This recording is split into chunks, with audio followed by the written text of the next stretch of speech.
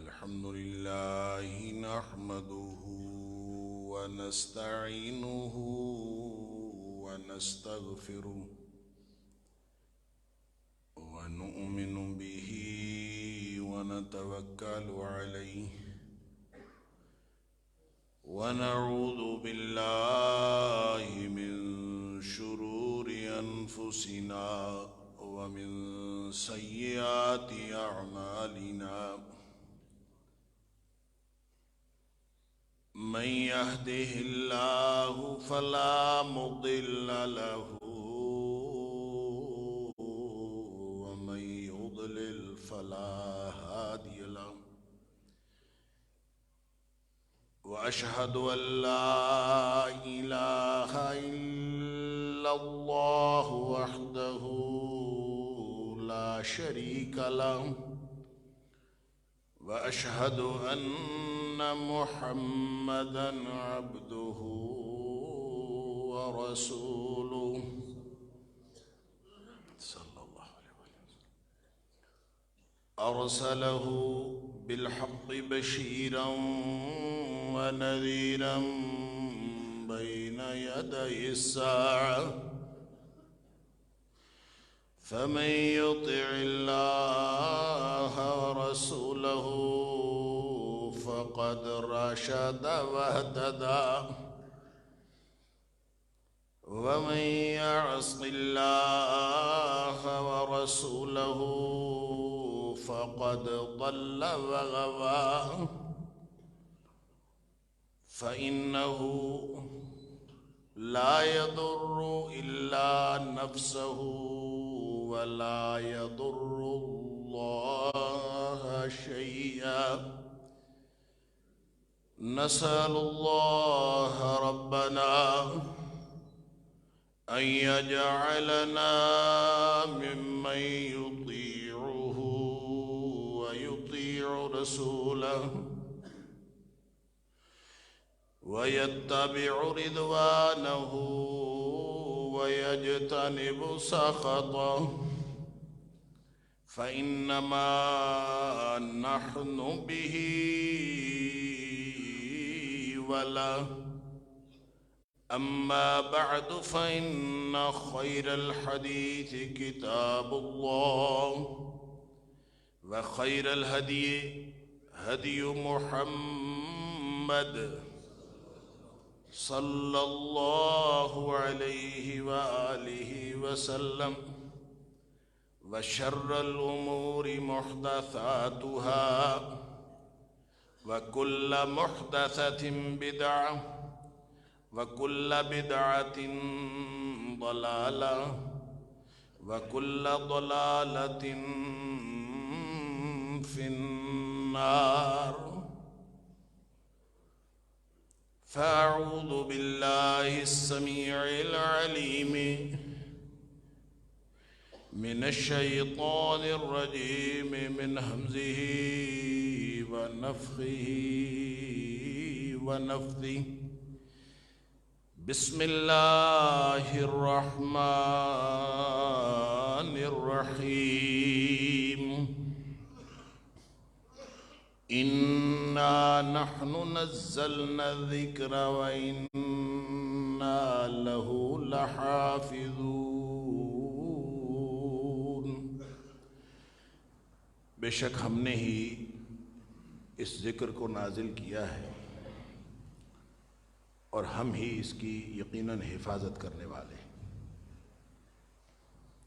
صدق اللہ العظیم۔ اللہ کریم نے اپنا یہ کلام اللہ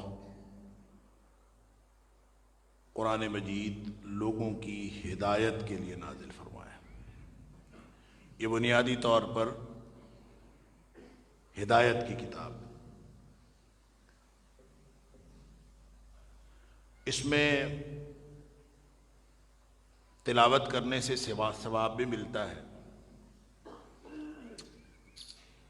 برکت بھی عطا ہوتی ہے، شفا بھی ملتی ہے، علوم کے خزانے بھی اس کے اندر ہیں، اور ایسے ایسے عجائبات ہیں علوم کے اعتبار سے اور علمی جہاد کے اعتبار سے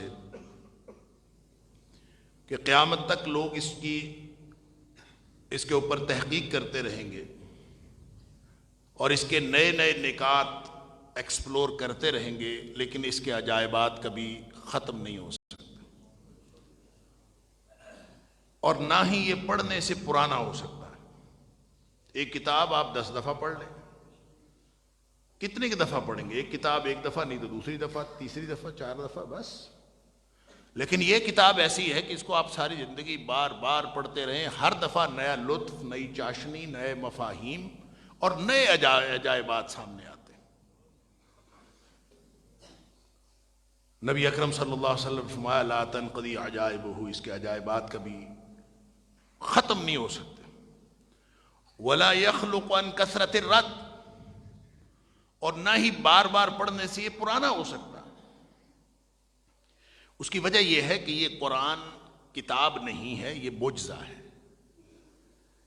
لکھنے والے لکھتے ہیں، کتابیں لکھتے ہیں، اور وہ کتاب ہوتی ہے، اس کے اپنے ایک نومنکلیچر ہوتا ہے، اس کی اپنی ایک فہرست ہوتی ہے، اس کی اپنی ایک ترتیب ہوتی ہے، اس کی اپنی ایک تبویب ہوتی ہے۔ دنیا کے جتنے نارمز ہوتے ہیں کتابوں کے، ان ساری کتابوں کے نارمز کے بالکل برعکس قرآن کے اندر اس طرح سے فہرست بھی کوئی نہیں، اس طرح سے ہمیں اس کے جو عناوین بھی نظر نہیں آتے، جو صورتوں کے نام ہیں وہ نام ہیں، عناوین ہیں، وہ موضوعات نہیں ہیں۔ موضوع کا معنی ہوتا ہے کہ وہ اس کے اندر وہ ساری اسی موضوع پہ ساری چیزیں ہوتی۔ اس کا موضوع تو ہدایت ہے۔ سب سے لمبی سورت البقرہ ہے، اس کا مطلب ہوتا ہے گائے، تو اس کا مطلب یہ نہیں ہے کہ اس میں گائے کی کہانی موجود ہے، یہ موضوع نہیں ہے، یہ صرف نام ہے، عنوان ہے، ٹائٹل۔ موضوع اس کا ہدایت ہی ہے، پورے قرآن کا موضوع ہدایت، اور ہدایت کس طرف؟ اللہ کی توحید کی طرف، اور اللہ کی توحید کی طرف ہدایت دینے کے لیے ساری صورتیں 114 کی 114 صورتیں جن کے عناوین مختلف ہیں لیکن موضوع سب کا ہدایت ہے، شرک کا رد ہے، توحید کی طرف لے کے جانا ہے۔ یہ وہ ہدایت ہے جو اللہ کریم نے عطا فرمانے کے لیے یہ اپنا کلام نازل کیا۔ جیسے سورہ توبہ کے اندر اور سورہ زمر کے اندر، سورہ زمر کے اندر اللہ کریم نے ایک بات ارشاد فرمائی کہ اس قرآن کے اندر 2 باتیں بڑی نمایاں ہیں۔ کتابا متشابہا مثانی، یہ اس کی آیات باہم ملتی جلتی ہیں اور بار بار دہرائی جاتی ہیں۔ کیا مطلب؟ اس کے اندر مشابہت بھی ہے اور اس کے اندر تکرار بھی ہے، اور یہ 2 باتیں ایسی ہیں جو دنیا کا کوئی بھی رائٹر، کوئی بھی لکھنے والا وہ اپنی کتاب کے اندر یہ آنے نہیں دیتا۔ جس کو کلام کے اوپر قدرت حاصل ہوتی ہے، یہ قدرت کلام کے منافی ہے کہ آپ کی کتاب کے اندر یا آپ کے شاہپارہ کے اندر یا آپ کے ادب پارہ کے اندر تکرار ہو، یہ قدرت کلام کے منافی ہے، اور اس کو دنیا والے منافی سمجھتے ہیں۔ لہذا ایک ادیب اور ایک شاعر جب بھی وہ کوئی چیز لاتا ہے تو وہ کوشش کرتا ہے اس میں تکرار بھی نہ ہو اور مشابہت بھی نہ ہو۔ اللہ کریم فرماتا ہے یہ قرآن ایسی کتاب ہے کہ اس میں مشابہت بھی ہے اور اس میں تکرار بھی ہے۔ اللہ اکبر! اس لیے لوگ ان دونوں باتوں سے پرہیز کرتے ہیں، لکھنے والے، رائٹرز، کہ جس کسی کتاب میں مشابہت اور تکرار ہو تو وہ کتاب اپنی تاثیر کھو دیتی ہے، اس کی تاثیر متاثر ہوتی ہے۔ لیکن یہ قرآن کے اندر یہ دونوں باتیں، بار بار وہی واقع، بار بار اسی طرح کی آیات، اور نتیجہ کیا ہے؟ اس کے باوجود قرآن کہتا ہے تقشعر منہ جلود الذین یخشون ربہم، اس کے باوجود جن لوگوں کے دلوں میں اللہ کی خشیت ہوتی ہے، اس کے لکھنے والے کا یا صاحب کلام کا رعب دل میں ہوتا ہے، تقشعر منہ جلود، ان کے جو پورے جسم ہیں ان کے اوپر لرزہ طاری ہو جاتا ہے، رونگٹے کھڑے ہو جاتے ہیں۔ ثم تلین جلودہم وقلوبہم الی ذکر اللہ، پھر ان کے دل بھی اور ان کے جسم بھی اللہ کی یاد کی طرف جھک پڑتے ہیں۔ ذالک ھدی اللہ، یہ ہے وہ اللہ کی ہدایت۔ لہذا ہدایت لینے کے لیے یہ قرآن ایک معجزہ ہے جس میں وہ چیزیں جو دنیا والوں کو نظر آتی ہیں، دنیا والوں کو ایک کتاب نظر آتی ہے، کتاب نہیں ہے، یہ اللہ کا کلام ہے۔ لوگوں کو یہ کتاب جلد بندی، یہ کاغذوں پہ لکھی ہوئی کتاب نظر آتی۔ یہ اگر آپ کا کاغذوں پہ لکھی ہوئی کتاب ختم کر دیں تو کیا خیال ہے قرآن ختم ہو جائے گا؟ دنیا سے ساری کاپیاں قرآن کی اٹھا لیں، پاکستان سے نہیں، پوری دنیا سے ساری کاپیاں قرآن کی لے کے مصحف سارے ضبط کر لیں، کیا قرآن ختم ہو جائے گا؟ نہیں ہو سکتا۔ کیوں نہیں ہو سکتا؟ اس لیے کہ یہ کتاب ہے ہی نہیں، یہ تو معجزہ ہے، یہ تو اللہ کا کلام ہے، اور جو معجزہ ہوتا ہے وہ دنیا کو عاجز کر دینے والی چیز ہوتی ہے۔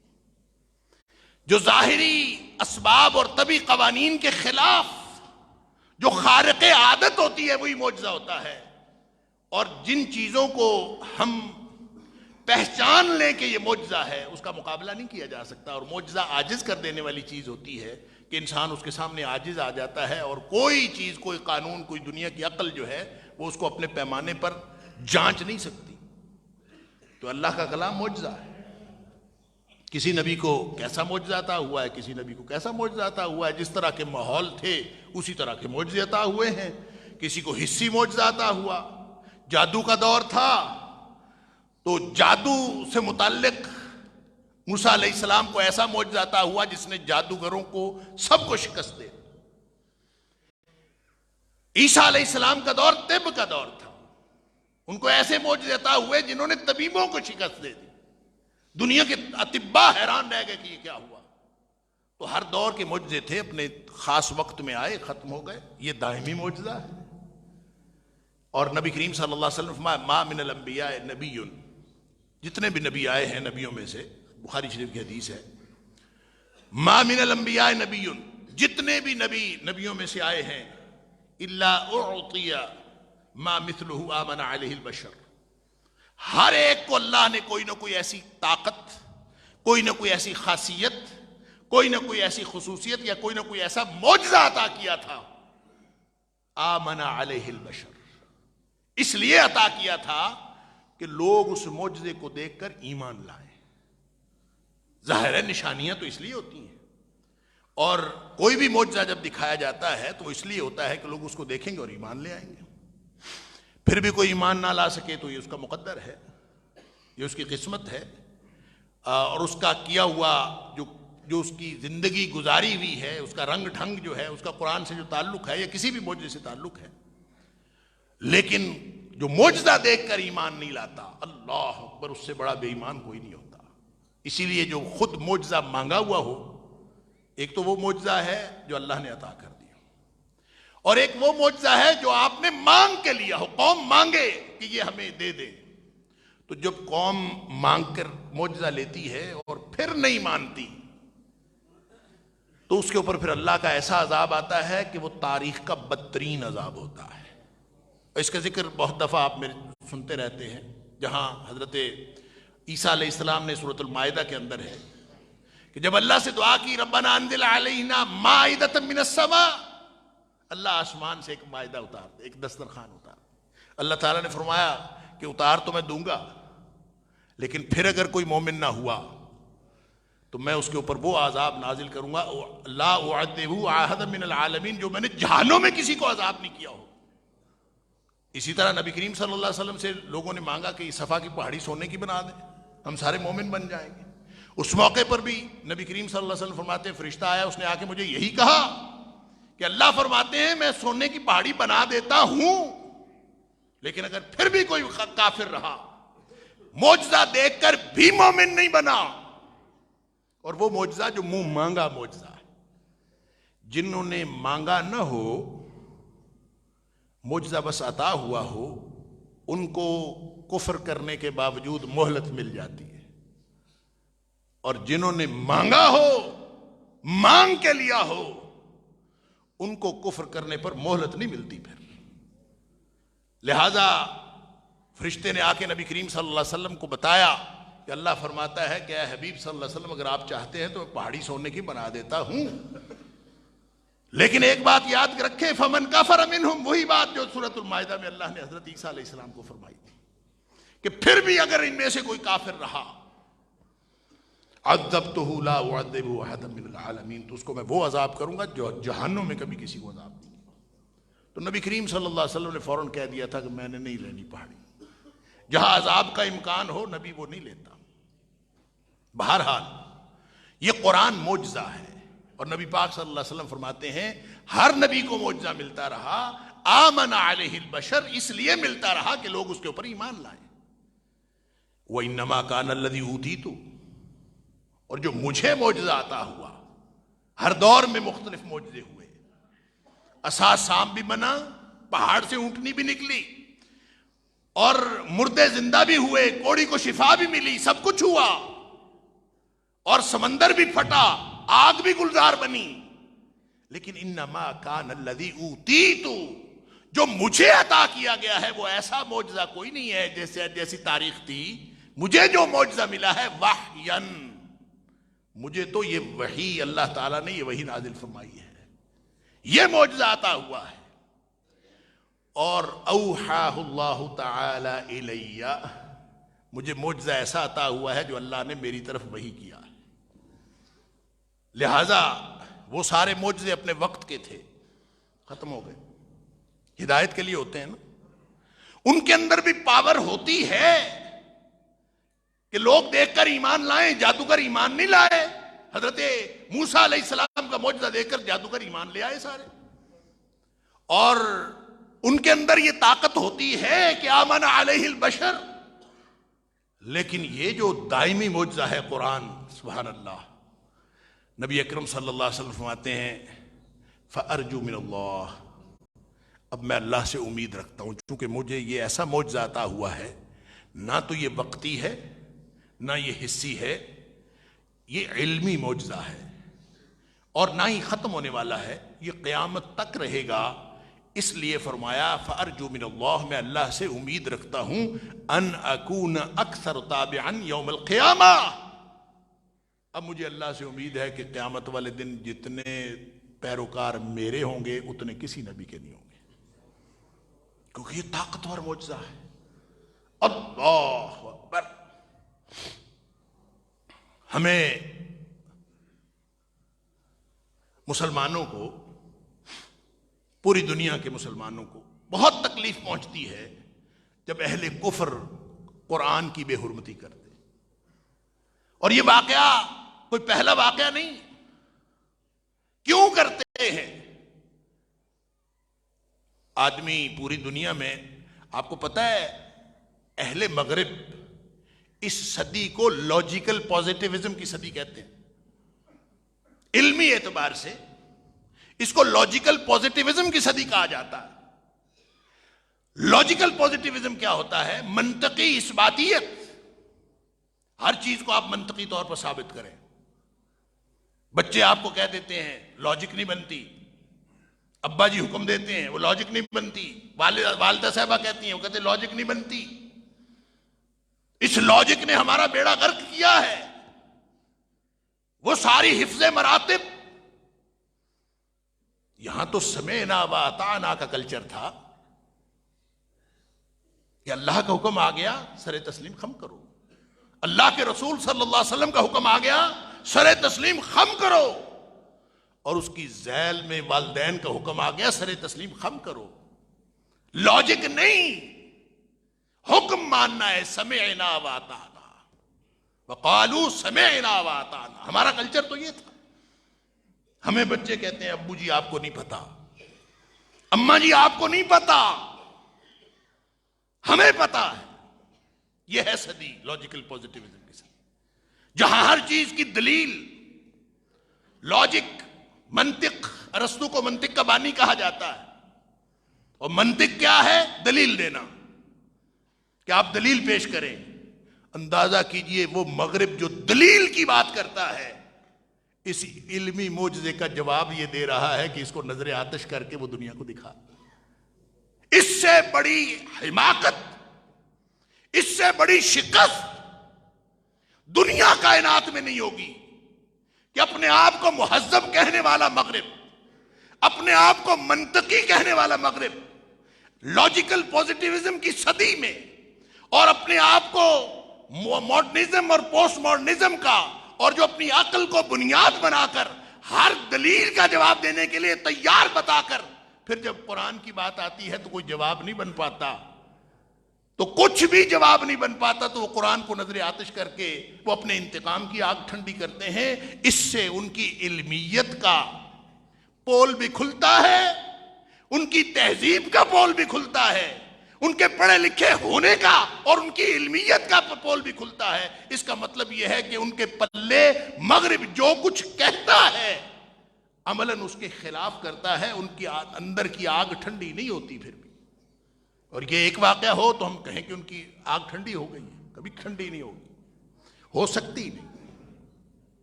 اس کی وجہ ہے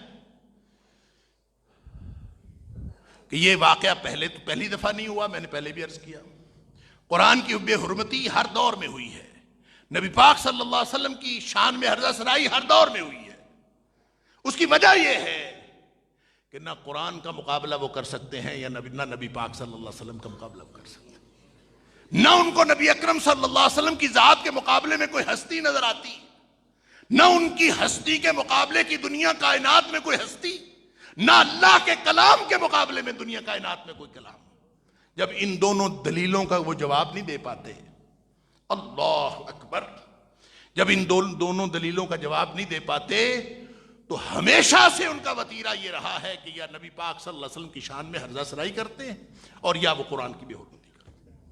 اور یہ دراصل کیا ہے؟ دراصل یہ شکست تسلیم کی ہوئی ہے، دراصل یہ شکست تسلیم کرنے کا ایک اظہار ہے، وہ اپنے طرف سے اپنے آپ کو برتر جتلاتے ہیں کہ ہم نے قرآن کو جلا کے برتری جتلائی ہے۔ بھئی قرآن تو اللہ کا کلام ہے، تمہارے جلانے سے اس کو کیا ہوگا؟ نبی پاک صلی اللہ علیہ وسلم کی ذات کو ان کی طرف، ان کے بارے میں ہرزہ سرائی کر کے آپ اگر چاند کی طرف تھوکیں گے تو چاند کو تو کوئی فرق نہیں پڑتا، چہرہ آپ کا گدلا ہوگا۔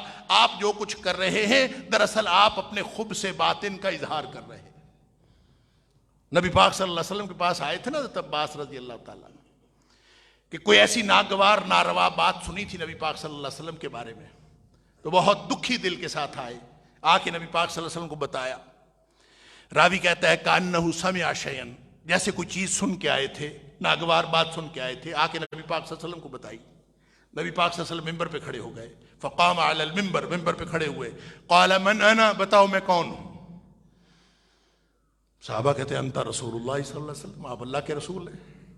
لیکن یہاں آپ کی حیثیت رسالت وہ موضوع نہیں تھا، موضوع یہ تھا کہ وہ بدبخت شان میں ہرزہ سرائی کیوں کرتے ہیں، یہ موضوع تھا۔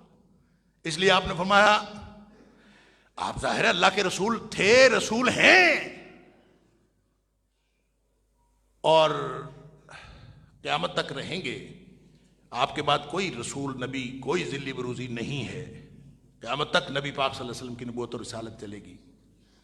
لیکن نبی پاک صلی اللہ علیہ وسلم نے یہاں فرمایا انا محمد ابن عبداللہ ابن عبد المطلب، میں عبد المطلب کا پوتا، عبداللہ کا بیٹا محمد ہوں صلی اللہ علیہ وسلم۔ بتانا یہ مقصود تھا کہ ان کو تکلیف کیا ہے، ان کو مسئلہ کیا ہے، جو ہرزہ سرائی کرتے ہیں، جو بے حرمتی کرتے ہیں، ان کو تکلیف کیا ہے۔ لہذا فرمایا کہ انا محمد ابن عبداللہ ابن عبد المطلب، میں عبد المطلب کا پوتا، عبداللہ کا بیٹا محمد ہوں صلی اللہ علیہ وآلہ وسلم۔ پھر فرمایا کہ ان اللہ تعالی خلق الخلق، جب اللہ تعالیٰ نے مخلوقات پیدا فرمائیں، فجعلنی فی خیرہم، مجھے اللہ تعالیٰ نے کائنات کا بہترین مقام عطا فرمایا۔ پھر اللہ نے لوگوں، ثم جعلہم فرقتین، پھر اللہ نے لوگوں کے دو حصے بنا دیے، فجعلنی فی خیرہم فرقتا، مجھے اس گروہ میں رکھا جو کائنات کا بہترین گروہ تھا۔ ثم جعلہم قبائل، پھر لوگوں کے اللہ نے قبیلے بنا دیے، فجعلنی فی خیرہم قبیلتا، مجھے اس قبیلے میں رکھا جو کائنات کا بہترین قبیلہ تھا۔ ثم جعلہم بیوتا، پھر اللہ نے چھوٹے چھوٹے گھرانے بنائے، فجعلنی فی خیرہم بیتا، مجھے اس گھرانے میں رکھا جو کائنات کا بہترین گھرانہ ہے۔ فرمایا فَأَنَا خَيْرُهُمْ نَفْسًا وَأَنَا خَيْرُهُمْ بَيْتًا، میں ساری کائنات کے گھرانوں سے بہترین گھرانہ ہے میرا، اور ساری کائنات کی ذاتوں سے بہترین ذات ہے میری۔ اب اس جیسی ذات وہ لا نہیں سکتے، نبی کریم صلی اللہ علیہ وسلم کے گھرانے جیسا کسی کا گھرانہ نہیں، آپ کی ذات جیسی کوئی ذات ممکن نہیں، لہذا وہ ہرزہ سرائی کر کے اپنے انتقام کی آگ ٹھنڈی کر، اس کے علاوہ کوئی مقصد نہیں۔ اور کرتے کیوں ہیں؟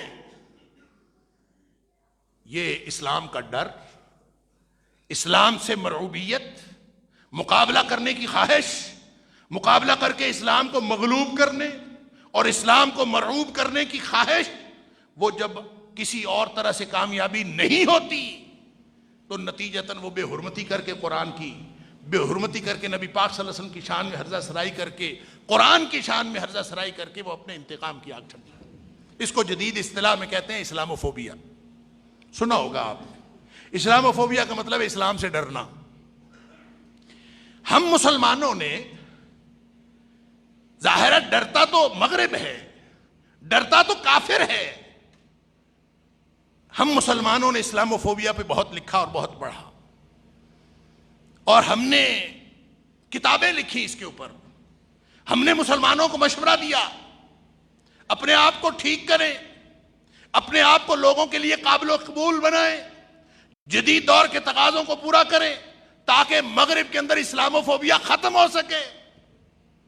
آپ دیکھیں جتنی اسلاموفوبیا پر کتابیں لکھی ہیں، جتنے پروگرام، جتنی کانفرنسز ہوتی ہیں، سب میں یہی مشورہ دیا جاتا ہے کہ مسلمانوں اپنے آپ کو دنیا کے مطابق بناؤ تاکہ اسلاموفوبیا کے اندر کمی آ سکے۔ اللہ اکبر۔ حالانکہ جو لوگ، جن کا خمیر اسلام دشمنی سے اٹھا ہے، جن کا خمیر اسلام دشمنی سے اٹھا ہے، ان میں اسلاموفوبیا کبھی کیسے ختم ہو سکتا؟ آپ کیسے ختم کر سکتے؟ اللہ تعالیٰ نے قرآن میں فرمایا سَنُلْقِي فِي قُلُوبِ الَّذِينَ كَفَرُوا الرُّعْبَ، ان قریب کافروں کے دلوں میں آپ کی دہشت پیدا ہو جائے گی، کافر آپ سے ڈریں گے۔ ظاہر ہے آپ کو ترقی نصیب ہوگی تو کافر تو ڈریں گے، آپ کو عروج ملے گا، آپ کو کامیابی ملے گی، اسلام دنیا میں پھیلتا جائے گا، مسلمان زیادہ ہوتے جائیں گے، مسلمان بہتر سے بہتر ہوتے جائیں گے، مسلمان ترقی کریں گے، تو اسلام میں اسلاموفوبیا کم نہیں ہوگا، زیادہ ہوگا۔ یہ آپ ان سے پوچھ لیں۔ ایک کتاب ہے فلپ شاف کی، history of the Christian church, اس کتاب 8 جلدوں کی کتاب ہے، 19ویں صدی میں لکھی گئی۔ اس کتاب کا جو رائٹر ہے فلپ شاف، یہ کسی مسلمان نے نہیں لکھا، انہوں نے وجہ بتائی ہے۔ اس میں لکھتا ہے، وہ کہتا ہے کہ اس کی 4تھی جلد میں وہ لکھتا ہے، وہ کہتا ہے جو مسلمان ہیں، اسلام ایسا مذہب نہیں ہے کہ یہ سارے علاقوں کے لیے اور ہر طرح کے ماحول کے لیے قابل قبول ہو۔ یہ اسلام جو ہے وہ یہ تو صرف عیسائیت کے اندر، کیونکہ وہ عیسائیت کے لیے برتری جتانا چاہتا ہے، وہ کہتا ہے صرف عیسائیت کے اندر یہ ٹینڈنسی موجود ہے کہ وہ ہر جگہ کے ہر ماحول کے مطابق پنپ سکتی ہے، جبکہ اسلام یہ صرف نیم مہذب لوگوں کا دین ہے، صحرائی لوگوں کا دین ہے، صرف صحرا میں چل سکتا ہے، جنگلوں میں چل سکتا ہے۔ کبھی یہ جو ان کے خیال میں نام نہاد مہذب یا جو شہری علاقہ ہے، ان کے خیال میں وہاں یہ پنپ نہیں سکتا، یہ چل نہیں سکتا، لہذا ان کے خیال ہے ایرانی ہوں یا عرب ہوں یا ترک ہوں، یہ سب صحرائی نیم مہذب لوگ ہیں، وہاں اسلام نے ترقی کی ہے۔ البتہ ترکی کو وہ کہتا ہے کہ ترکوں نے استنبول کے اندر، کیونکہ وہ یورپ میں شامل ہے، لہذا وہ کہتے ہیں وہاں یہ زیادہ دیر پنپ نہیں سکتا، کچھ دیر ہی گزرے گی کہ استنبول سے اس کا خاتمہ ہو جائے گا۔ اور اس کا خیال یہ ہے کہ جیسے جیسے لوگوں کے شعور میں ترقی ہوگی، اسلام خود بخود ختم ہو جائے گا۔ وہ یہ امید رکھتا ہے اسلام خود بخود ختم ہو جائے گا۔ تو اسلام ختم ہوا؟ اسلام بڑھا۔ اسلام صرف پاکستان یا ایشیا یا ایرانیوں، ترکوں اور افریقیوں میں نہیں بڑھا، اسلام یورپ اور امریکہ کے اندر جس کو اللہ نے شعور عطا کیا ہے، جتنی تیزی سے اسلام یورپ اور امریکہ کے اندر اور مغرب کے اندر پھیل رہا ہے، کوئی اور دین نہیں پھیل، تو ان کو تکلیف ہی نہ ہو، وہ اپنی تکلیف کا اظہار کرتے. تکلیف کا اظہار کیسے کریں؟ انہوں نے اسی طرح اظہار کرنا ہے. اور سن لیجئے، آپ جس طرح کے مرضی اچھے بن جائیں، آپ تو ویسے ہی مسلمان ہیں، آپ تو ویسے بھی گورے نہیں ہیں، آپ کی تو سکن بھی مختلف ہے، آپ تو ہیں بھی بقول ان کے تھرڈ ورلڈ سے. آپ جتنے مرضی اچھے بن جائیں، میں آپ کو اس کی مثال دیتا ہوں.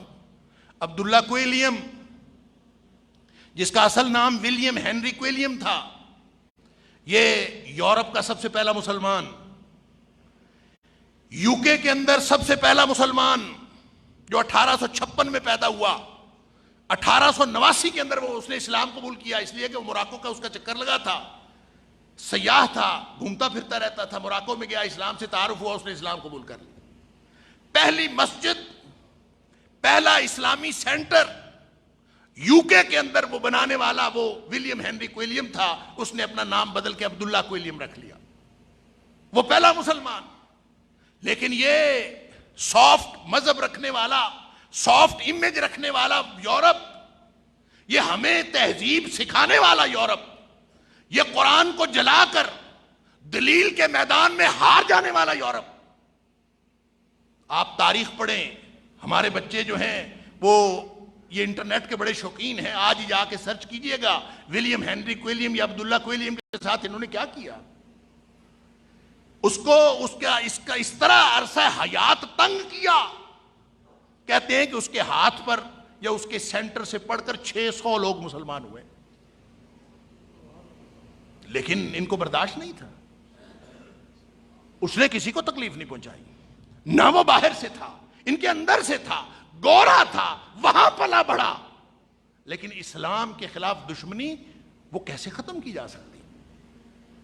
ان کو ازل سے ہم بدعوکم اول مرہ، قرآن کہتا ہے یہ دشمنی انہوں نے شروع کی ہوئی ہے، ہم نے نہیں شروع کی. یہ دشمنی ان کی طرف سے ہے اور ہمیشہ سے ہے. اس بیچارے کو انہوں نے وہاں رہنے نہیں دیا، ملک بدر ہو گیا. وہ جا کے باقی کی زندگی اس نے ترکی میں گزاری. پھر وہ ترکی سے واپس آیا، کہتے ہیں کہ پھر وہ نام بدل کر لندن میں آ کے اس نے قیام کیا، کیونکہ یورپ والے اس کو رہنے نہیں دیتے تھے. قصور کیا تھا؟ وہ مسلمان تھا. قصور کیا تھا؟ اس نے اسلام قبول کیا تھا. قصور کیا تھا؟ وہ قرآن پڑھنے والا تھا. قصور کیا تھا؟ وہ انسانیت کو انسانیت کا درس دیتا تھا. وہ قصور کیا تھا؟ وہ انسانیت کو خیر خواہی سکھاتا تھا. اور اس قصور کی بنا پر اس کو وہاں رہنے نہیں دیا گیا. اور آپ دیکھیں ویکیپیڈیا کے اوپر آج ولیم ہنری کوئلیم کے عبداللہ کوئلیم کے علاوہ 3 نام لکھے ہوئے ہیں. کہ وہ بیچارہ نام بدل بدل کر رہتا رہا اور بالآخر اس کی موت واقع ہوئی تو لندن میں ہوئی. وہ اپنے اوریجنل سینٹر لیورپول میں جا نہیں سکا دوبارہ، کیونکہ لوگ اس کو پہچان لیں گے، اور پہچان لیں گے تو پھر اس کے خلاف ہو جائے. تو بھائی اس مغرب کو یا اس اسلام دشمن عناصر کو، وہ مغرب کے ہوں یا مشرق کے ہوں، جن کا کام ہی اسلام دشمنی ہے، آپ ان کے دلوں سے اسلام کا خوف ختم نہیں کر سکتے. ضرورت اس بات کی ہے کہ اگر ان کو پتا ہوتا کہ قرآن میں کیا لکھا ہے، قرآن جلانے والے کو پتا ہوتا کہ اس قرآن کے اندر میرے حقوق کا تذکرہ بھی ہے، قرآن نے اس میں عیسائیوں اور یہودیوں کے حقوق کی بھی بات کی ہے، اگر اس کو پتا ہوتا تو وہ کبھی یہ حرکت نہ کرتا. عربی میں کہتے ہیں الناس اعداء لما جہلوا، لوگ اس چیز کے دشمن ہوتے ہیں جس سے ناواقف ہوتے ہیں. دنیا بے خبری کی موت مر رہی ہے، یہ بے خبری کا شاخسانہ ہے. ان کو قرآن پڑھانے والے قیامت والے دن پکڑے جائیں گے، جنہوں نے ان کو قرآن پڑھانا تھا، جنہوں نے ان کو بتانا تھا کہ قرآن کے اندر یہ لکھا ہوا ہے. اور آپ آئے روز یہ واقعات سوشل میڈیا کے اوپر پڑھتے رہتے ہیں کہ جتنے مرضی بڑے دشمن ہوں اسلام کے، جب انہوں نے قرآن پڑھا تو اللہ تعالیٰ نے اسلام کی دولت نصیب فرما دی. ان کو قرآن پڑھنے کو دیں.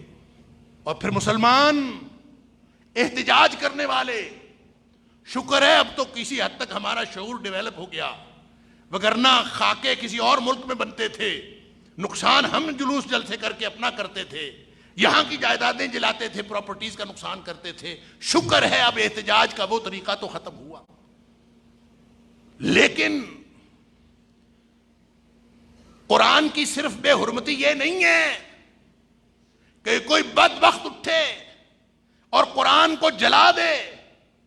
قرآن کی بے حرمتی یہ بھی ہے کہ قرآن ہمیں اللہ نے عطا فرمایا ہے ہدایت لینے کے لیے، اور ہم اس سے ہدایت حاصل نہیں کرتے۔ قرآن ہمیں اللہ نے عطا فرمایا ہے کہ ہم اس کو سمجھیں، اس پر غور و فکر کریں، اس کو زندگی کے اندر داخل کریں۔ ہم نے قرآن کو زندگیوں سے نکال کر الماریوں کے اوپر رکھ دیا، جزدان میں ڈال کر۔ یہ قرآن کی بے حرمتی نہیں ہے۔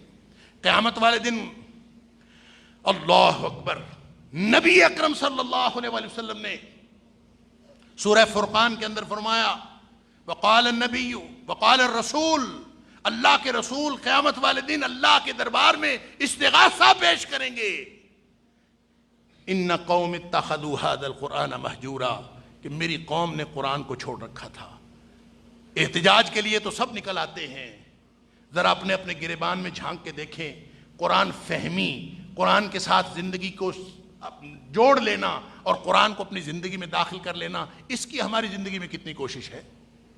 آج ضرورت اس بات کی ہے کہ پورا پاکستان نہیں، پورا عالم اسلام اس گھناؤنی سازش اور اس احمقانہ کاوش اور قرآن کو جلانے کی جو مذموم کوشش ہے، اس کے نتیجے میں پورا عالم اسلام قرآن سے جڑ جائے، اس سے بڑی ان کو اس دشمنی کے اندر اور زیادہ تکلیف کسی اور چیز کی نہیں ہو سکتی۔ ہم جتنا قرآن سے جڑیں گے، جتنا قرآن کو اپنی زندگیوں میں داخل کریں گے، اسلام ترقی کرے گا اور یہ اپنی موت خود مرتے چلے جائے گا۔ اور دوسری بات یہ کہ جب تک دنیا میں ایک بھی کافر زندہ ہے، اس کافر کی ہدایت کے بارے میں سوچنا اور اس کی فکر کرنا یہ بھی ہماری ذمہ داری ہے۔ اور ان تک قرآن اگر ان کی زبان میں نہیں پہنچا، ان کو نہیں سمجھایا گیا، تو قیامت والے دن وہ لوگ پکڑے جائیں گے جو اس بات کے ذمہ دار تھے۔ لہٰذا خود بھی قرآن سے جڑیں، اور پورے عالم اسلام کے لوگ جو سویڈن کے اندر جتنے مسلمان موجود ہیں اور ان غیر ملکوں کے اندر جتنے مسلمان موجود ہیں، ویسے تو مسلمان کی زندگی اس کے علاوہ اس کی زندگی کا جواز ہے ہی نہیں۔ مسلمان کی زندگی کا کوئی جواز نہیں ہے سوائے اس کے کہ وہ اعلاء کلمت اللہ کے لیے کوشش کرتا ہو۔ کسی بھی ملک میں، چاہے ہم پاکستان میں رہتے ہیں چاہے سعودیہ میں رہتے ہیں، ہماری زندگی کا بھی کوئی جواز نہیں ہے جب تک ہم اللہ کے دین کے لیے کوشش نہ کر رہے ہیں۔ واحد جواز کہ ہم اللہ کے دین کے لیے کوشش کر رہے ہیں، ہم اپنی زندگی میں اللہ کے دین کو داخل کرنے کے لیے، اپنے اہل خانہ کی زندگی میں دین کو داخل کرنے کے لیے اور معاشرے میں دین کی ترویج کے لیے کوشش کر رہے ہوں، یہ واحد جواز ہے۔ خاص طور پہ وہ لوگ جو مغرب کے اندر رہتے ہیں، ان کو چاہیے اور ہم سب کو چاہیے کہ کلیکٹو کوشش کریں، خود بھی قرآن سے جڑیں، لوگوں کو قرآن سے جوڑیں، اور یہ جو لوگ قرآن دشمنی اور اسلام دشمنی اور نبی کریم صلی اللہ علیہ وسلم کی دشمنی میں ملوث ہیں، ہم سب ان کی ہدایت کی دعا بھی کریں اور ان تک قرآن کی تعلیمات بھی پہنچائیں۔ اللہ تعالیٰ مجھے اور آپ کو، ہم سب کو مثبت رویہ رکھنے کی اور قرآن سے جڑ کر خالص مسلمان بن کر زندگی گزارنے کی توفیق عطا فرمائے۔ وآخر دعوانا الحمدللہ رب العالمین۔